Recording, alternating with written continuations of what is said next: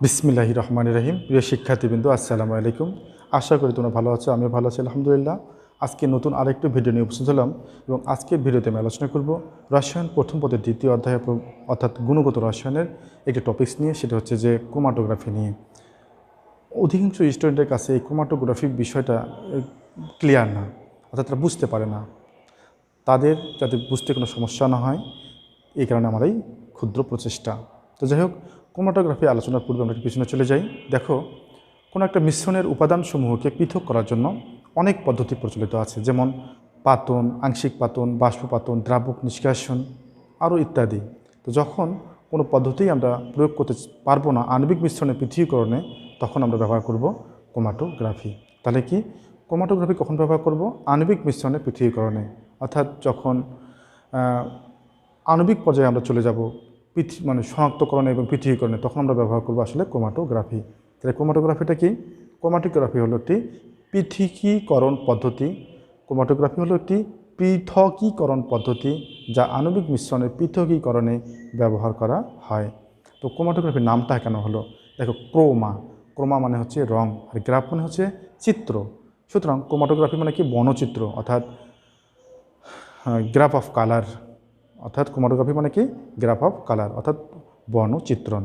তো আমরা ক্রোমাটোগ্রাফির সংজ্ঞাটা বিস্তারিত যদি তাহলে এভাবে দিতে পারি যে কোনো একটি মিশ্রণকে স্থির মাধ্যমে রেখে অপর একটি সচল মাধ্যম সেই স্থির মাধ্যমের সংস্পর্শে প্রবাহিত করে স্থির মাধ্যমের উপাদান দ্বারা মিশ্রণের উপাদানগুলোর অধিশোষণ মাত্রা বা বন্টন গুণাঙ্কের উপর ভিত্তি করে তাদের পৃথক করা সম্ভব হয়, তাকে বলা হচ্ছে ক্রোমাটোগ্রাফি। তাহলে ক্রোমাটোগ্রাফির সংজ্ঞাটা যদি না বুঝে থাকো, ভিডিওটি পজ করে সংজ্ঞাটা একটু ভালো করে মুখস্থ করার চেষ্টা করো, তারপর ভিডিওটি দেখো। তো এই যে ক্রোমাটোগ্রাফি, তোমরা যদি একেবারে বুঝতে না পারো, তাহলে আমরা একটু ভিডিওটা দেখে নিই। তোমরা অবশ্যই কলাম ক্রোমাটোগ্রাফির নাম শুনেছ। কলাম ক্রোমাটোগ্রাফি কি? কলাম ক্রোমাটোগ্রাফি হলো একটি পৃথকীকরণ পদ্ধতি যা আণবিক মিশ্রণের পৃথকীকরণে ব্যবহৃত হয়। এক্ষেত্রে ছিদ্রযুক্ত কর্ক বিশিষ্ট একটি কলাম তৈরি করতে হয়। কলামের ঠিক নিচে দ্রাবকযুক্ত একটি তুলা দিয়ে কলামের ছিদ্রটি বন্ধ করে দেওয়া হয়। এর উপরে একটি পরিষ্কার বালু রাখা হয়। বালুর উপরে সিলিকা, অ্যালুমিনিয়াম স্টাচের একটি মিশ্রণ দিয়ে কলামটি পূর্ণ করা হয় এবং অপলার দ্রাবক হেক্সেন দ্বারা স্তম্ভটি এমনভাবে তৈরি করা হয় যাতে কলামের মধ্যে কোনো ফাঁক না থাকে। এরপর এই অধিশোষকের উপরে আবার একটি পরিষ্কার বালু রাখা হয়। এরপর যে মিশ্রণের উপাদানগুলোকে আমরা আলাদা করব, সেই মিশ্রণটি একটি অধিক পোলার দ্রাবককে, যেমন অ্যালকোহলে দ্রবীভূত করে একটি মিশ্রণ তৈরি করা হয়। এরপর অ্যালকোহল সমত মিশ্রণটি কলামের ঠিক উপরে রেখে দেওয়া হয়। এরপর অ্যালকোহল এবং মিশ্রণটি নিচের দিকে নামতে শুরু করে। এর ক্ষেত্রে কী দেখা যায়? যে মিশ্রণটি অধিশোষক দ্বারা কম শোষিত হয় সেটা সবার আগে কলাম থেকে বের হয়ে যায়। যে উপাদানটি অধিশোষক দ্বারা মাঝামাঝি অধিশোষিত হয় সেটা একটু পরে বের হয়ে যায়, এবং যে উপাদানটি অধিশোষক দ্বারা সবচেয়ে বেশি অধিশোষিত হয় সেটা সবার শেষে বের হয়ে যায়। তোমরা অবশ্যই পেপার ক্রোমাটোগ্রাফির নাম শুনেছ। পেপার ক্রোমাটোগ্রাফি কি? পেপার ক্রোমাটোগ্রাফি হলো একটি পৃথকীকরণ পদ্ধতি যা আণবিক মিশ্রণের পৃথকীকরণে ব্যবহৃত হয়। ধরি একটি গাছের পাতায় কি কি উপাদান আছে তা বের করতে হবে। এ উদ্দেশ্যে একটি কচি সবুজ পাতা সংগ্রহ করে কাঁচি দিয়ে ছোট ছোট টুকরা করে কেটে নিতে হবে। এতে 5 মিলিলিটার অ্যাসিটোন যোগ করে প্যাস্টল দিয়ে পিষে একটি মিহি পেস্ট তৈরি করতে হবে। তৈরিকৃত পেস্ট একটি স্প্যাচুলার সাহায্যে একটি ওয়াশ গ্লাসে নিতে হবে।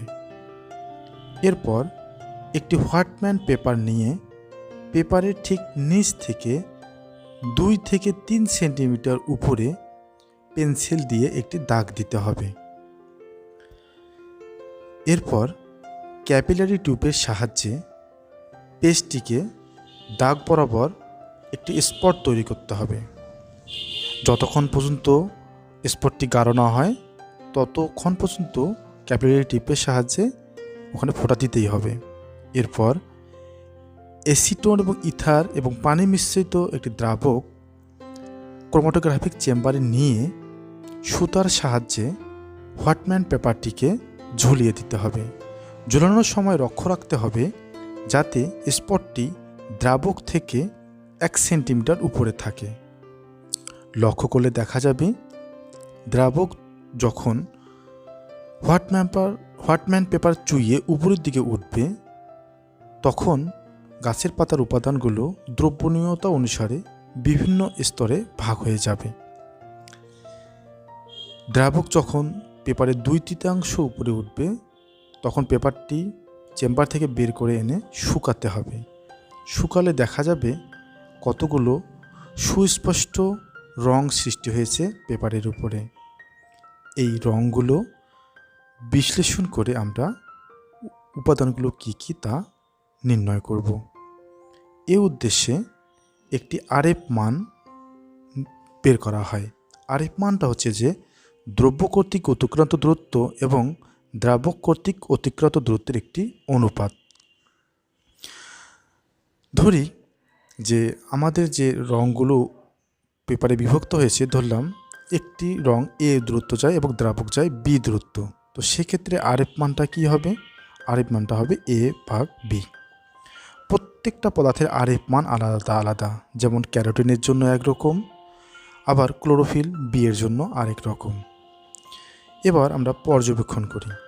পর্যবেক্ষণে কি দেখতে পাবো যে হলুদাভ কমলা যে রঙটি সৃষ্টি হয়েছে সেটা হচ্ছে ক্যারোটিন, এবং হলুদ যে রং সৃষ্টি হয়েছে সেটা হচ্ছে জ্যান্থোফিল। সবুজ যে রঙটি সৃষ্টি হয়েছে এটা হচ্ছে ক্লোরোফিল, এবং হলুদাভ সবুজ যে রঙটা সৃষ্টি হয়েছে সেটা হচ্ছে আসলে ক্লোরোফিল বি। এভাবেই পেপার ক্রোমাটোগ্রাফির সাহায্যে উপাদানসমূহ পৃথক করা হয়। সাবধানতা, আমাদের লক্ষ্য রাখতে হবে যে গাছের পাতাটি যেন সবুজ হয় এবং কচি হয়। স্পটটি যাতে পেপারের নিচ থেকে 2 থেকে 3 সেন্টিমিটার উপরে থাকে এবং স্পটটি দ্রাবক থেকে যাতে 1 সেন্টিমিটার উপরে থাকে। তো প্রিয় শিক্ষার্থীবৃন্দ, আমরা কি দেখতে পেলাম? আমরা দেখতে পেলাম যে ক্রোমাটোগ্রাফি অনেক পদ্ধতি প্রচলিত আছে। তার মধ্যে একটা হচ্ছে যে কলাম ক্রোমাটোগ্রাফি আর একটা হচ্ছে কাগজ ক্রোমাটোগ্রাফি। তো এই যে কলাম ক্রোমাটোগ্রাফিতে কিভাবে মিশ্রণগুলো পৃথক হচ্ছে এবং কাগজ ক্রোমাটোগ্রাফিতে কিভাবে মিশ্রণের উপাদানগুলো পৃথক হচ্ছে, আমরা বিষয়গুলো ভালোভাবে বোঝার চেষ্টা করি। প্রথমে আমরা বুঝি যে কলাম ক্রোমাটোগ্রাফিতে কিভাবে মিশ্রণের উপাদানগুলো আলাদা হলো। তো প্রিয় শিক্ষার্থীবৃন্দ, কলাম ক্রোমাটোগ্রাফিতে আমরা দেখলাম এরকম একটা কলম ব্যবহার করা হয়েছে। এটাকে বুলেটের সঙ্গে তুলনা করতে পারি। বুলেট আমরা ল্যাবরেটরিতে যে বুলেট ব্যবহার করি সেটাকে তুলনা করতে পারি। তো এক্ষেত্রে এই কলামের মধ্যে কি রাখা হয় যে সিলিকা, অ্যালুমিনা, চক পাউডার, স্টার্চের একটি মিশ্রণ দ্বারা প্যাকড করা হয় এবং এখানে আসলে কোনো ছিদ্র থাকবে না। এটাকে আমরা স্থির মাধ্যম ধরতে পারি। তাহলে এগুলো সবগুলো হচ্ছে আসলে কি স্থির মাধ্যম। এগুলো সব হচ্ছে স্থির মাধ্যম। হ্যাঁ, কারণ এই স্থির মাধ্যমের উপরে স্থির মাধ্যমের উপরে আমরা আণবিক মিশ্রণটাকে রাখতে পারি। স্থির মাধ্যমের ঠিক উপরে আণবিক মিশ্রণ রাখতে পারি, কিংবা এই আণবিক মিশ্রণ অর্থাৎ আমরা গাছের ছালের যে রস, এই রসে কি কি উপাদান আছে আমরা ধরলাম বের করব। তো গাছের ছালের রসটা আমরা এর উপরে রাখতে পারি, কেমন? কিংবা গাছের ছালের রসটা আমরা অ্যালকোহলে দিয়ে একটা দ্রবণ তৈরি করতে পারি, যে কোনোটা করা যেতে পারে, কেমন? তো ধরলাম আমরা অ্যালকোহলের মধ্যে গাছের ছালের যে রস এটা মিশিয়ে একটা মিশ্রণ তৈরি করলাম। হ্যাঁ, তো এই যে স্থির মাধ্যমে আমরা গাছের ছালের রসটাকে রাখতে পারি বা এখানে দ্রবীভূত করতে পারি। তো কোনো একটি পদার্থকে স্থির মাধ্যমে রেখে আমরা এখানে রাখা আর এখানে রাখা দুটোকে আমরা স্থির মাধ্যমে রেখে দেওয়া বোঝাচ্ছি। এরপর অ্যালকোহলকে এবং মিশ্রণ অ্যালকোহল বা শুধু অ্যালকোহলকে, অ্যালকোহল মিশ্রণ কখন হবে? যখন অ্যালকোহল এবং মিশ্রণ একসঙ্গে থাকবে। আর যদি মিশ্রণটা এখানে রাখি তাহলে শুধু অ্যালকোহল ঢালবো, ঠিক আছে? তাহলে কোনো একটা পদার্থকে আমরা স্থির মাধ্যমে রাখলাম এবং অপর একটি সচল মাধ্যম মানে অ্যালকোহল যদি আমরা এই কলামের ঠিক উপরে দিই তাহলে অ্যালকোহল এখন নিচের দিকে নামা শুরু করবে। তো নামার সময় কি ঘটবে? নামার সময় গাছের ছালের রসে যে উপাদানগুলো ছিল এই উপাদানগুলো আলাদা আলাদা স্তরে ভাগ হবে। কেন ভাগ হবে? ভাগ হবে যে তাদের পোলারিটির উপর ভিত্তি করে।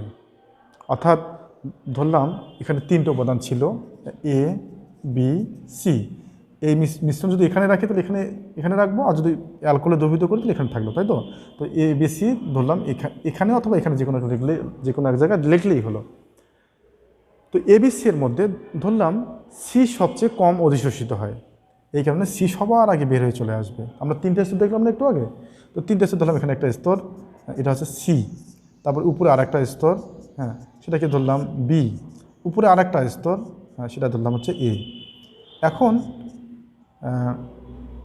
তাহলে এ বি সি তিনটা স্তর, তাই তো? হ্যাঁ, তো সি সবার আগে বের হয়ে আসতেছে কেন অ্যালকোহলের সঙ্গে? কারণ সে কম অধিশোষিত হয়েছে। বি তার চেয়ে বেশি অধিশোষিত হয়েছে, এ তার চেয়ে বেশি অধিশোষিত হয়েছে। এখন কোনো একটা পদার্থ কত বেশি অধিশোষিত হবে সেটা কিসের উপর নির্ভরশীল? সেটা নির্ভরশীল সেটা কত বেশি পোলার। ধরলাম যে যদি কোনো যৌগে COOH মূলক থাকে তাহলে এটা সবচেয়ে বেশি পোলার।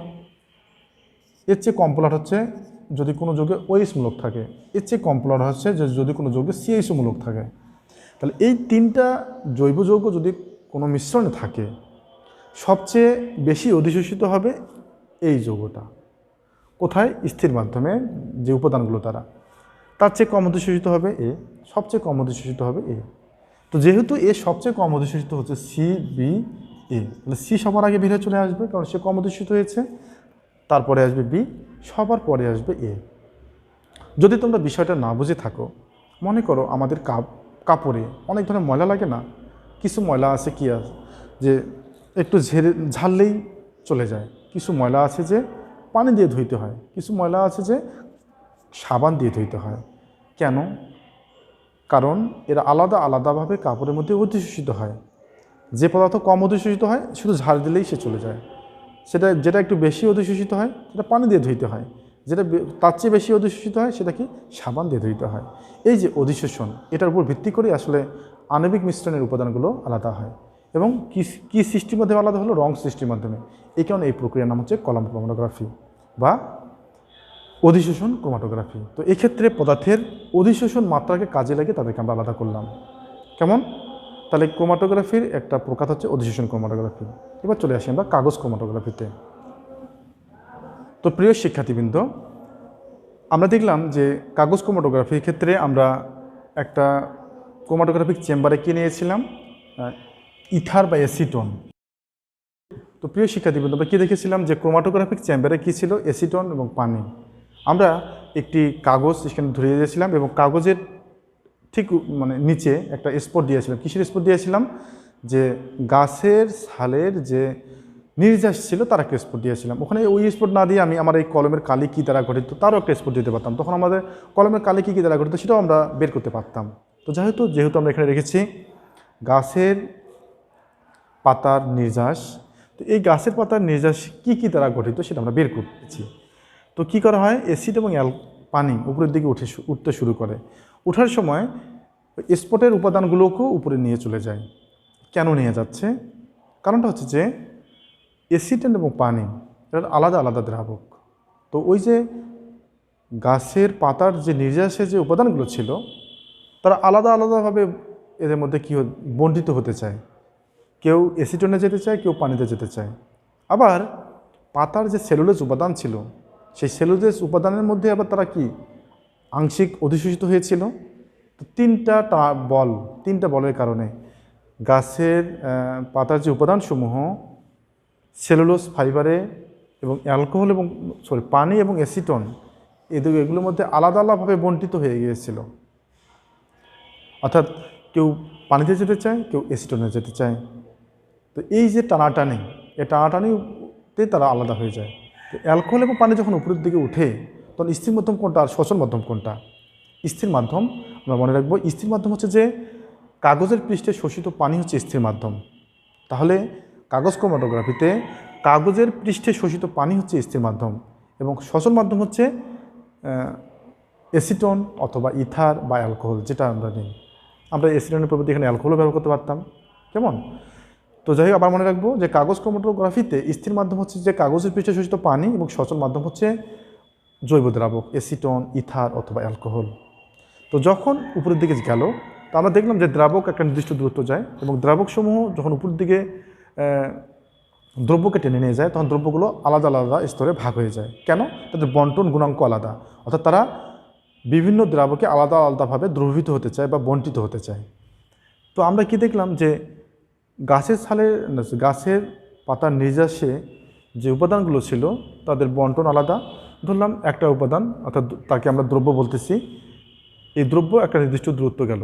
কোন দূরত্ব গেল? দূরত্ব গেল এই দূরত্ব, এই দ্রব্য একটা কালার গেল, আমরা দেখলাম অনেক রং সৃষ্টি হলো না? তো যে কোনো একটা রং এই কালারে গেল, আর অ্যাসিটন এবং পানি গেল এই দূরত্ব। তো সেক্ষেত্রে আমরা আরএফ মান ব্যবহার করি। আরএফ মান হচ্ছে রিটারডেশন ফ্যাক্টর। আরএফ মান হচ্ছে রিটারডেশন ফ্যাক্টর।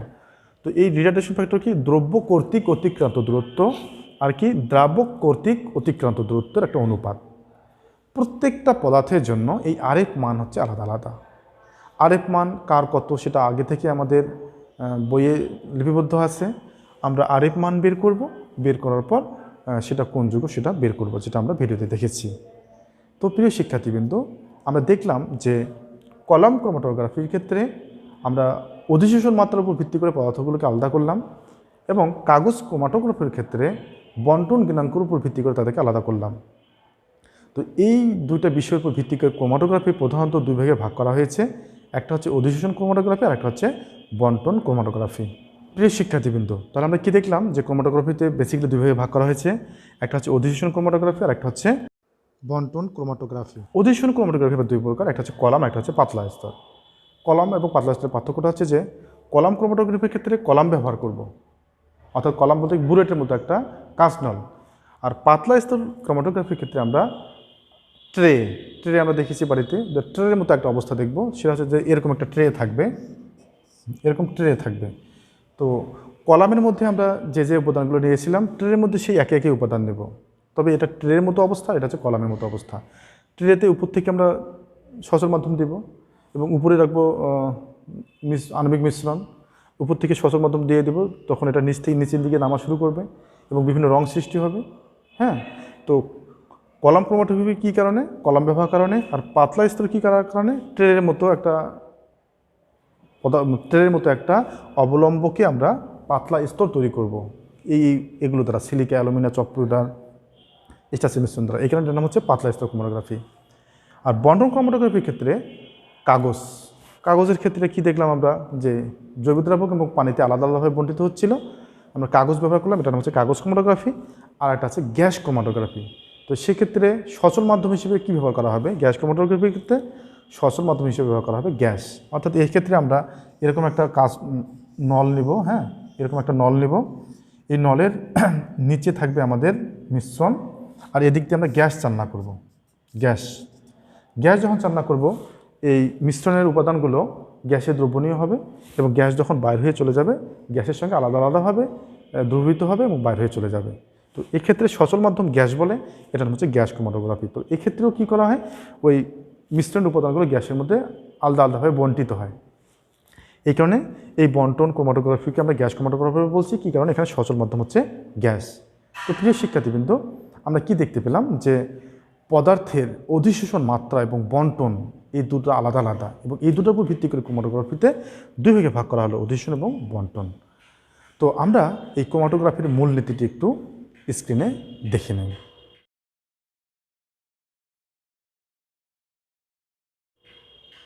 তো প্রিয় শিক্ষার্থীবৃন্দ, তোমরা কি দেখলা? যাই দেখলা তা ভালো করে আয়ত্ত করার চেষ্টা করো। সর্বোপরি বই পড়ো, বই পড়লে আরও ভালোভাবে বুঝবা। আগামী ভিডিও দেখার আমন্ত্রণ রইল। এই কামনায় আসসালামু আলাইকুম।